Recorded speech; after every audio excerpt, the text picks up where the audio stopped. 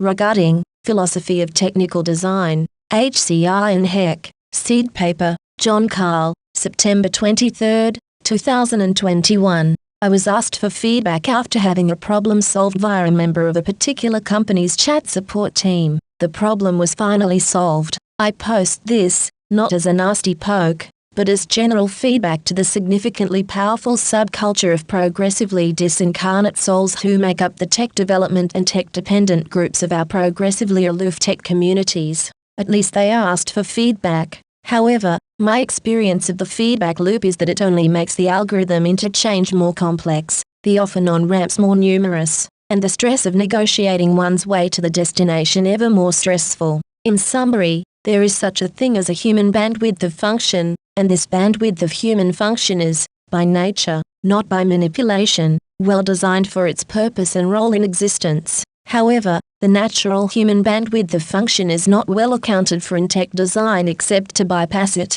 sedate it, displace it and to render human significance progressively less useful. This is not only bad for humans, it is bad for the environment and therefore bad for the tech industry. The summary principle is this: the artifacts of technology are totally dependent on human significance for their own meaning and value. Tech, like all industrial and commercial subcultures, seeks to create dependency, but the fundamental fact of human existence is that all industry, enterprise and commerce is dependent on real living persons. Incestuous relationships give birth to distortion and ultimate atrophy. The industry is fatiguing persons out of its orbit. Accenture noted this about 8 years ago. It is not just creative tech genius that drives innovation, it is human fatigue created by the boredom that tech so quickly becomes. And human-computer interactions, HCI. We are not supposed to be doing small h capital CI, but capital HCI and even capital H dependency and incidental I.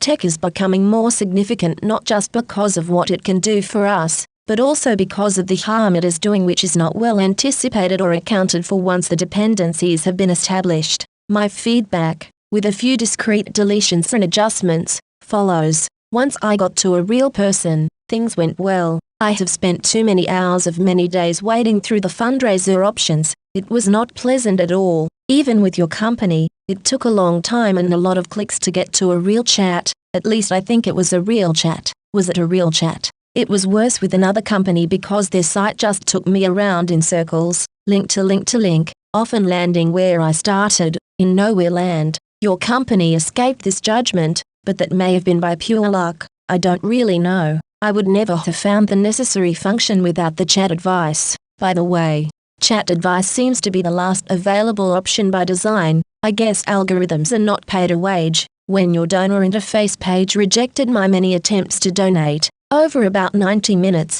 there was absolutely no indication why you had me scouring every cell, over and over. Your automated message said, check your information, again, and again. Another dead end, not good for a real human. At least the real person contact pointed me to a relevant and concise solution, not a page of 4 times 600 character URLs or countless unique user issues which are rarely if ever pertinent to my problem. Besides, those issues are usually dated due to the industry's lust for innovation. I had all but decided to use my own bank Swift code and cut the losses and the impact available by teaming up with your company. My particular philosophical and research interest is designed for the human bandwidth where tech serves humanity according to real human capacity. Here, humans do not augment tech. Tech is designed to facilitate human flow and significance. Most interface design assumes far too much about the human aspect with regard to tech lingo in human-computer interaction and interface design, but designers seem to know far too little of the significance, nature and purpose of human capacity. We are fine-tuned,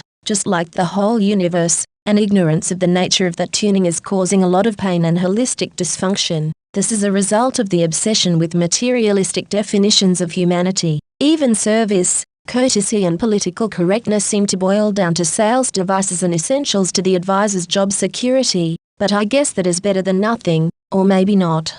Tech designers design from, and for, their own community's consciousness, not for the consciousness of their market, and the market toes the line. The assumption is, you should all know this by now, that is, conform or fall by the wayside, so they write and speak in tech speak, not to me, but to one another. and that with little consideration of what it really means to be human beyond consumption. The tech industry seems big enough to sustain itself, but this is a mistake. Ultimately, we the people are your bread and butter, your market and your reason for being. Move further away into the techno-utopian ghetto and you will have no foundations. Even now, while you survive, the foundations are crumbling because your true base and context is not understood. But your immediate interest in my feedback to you is today's person-to-person interaction, and it was efficient once I found she/her. God help us. Thank you for getting me over the start line. I appreciate it, and now I live in hope for our beneficiary. Oh, you are still here.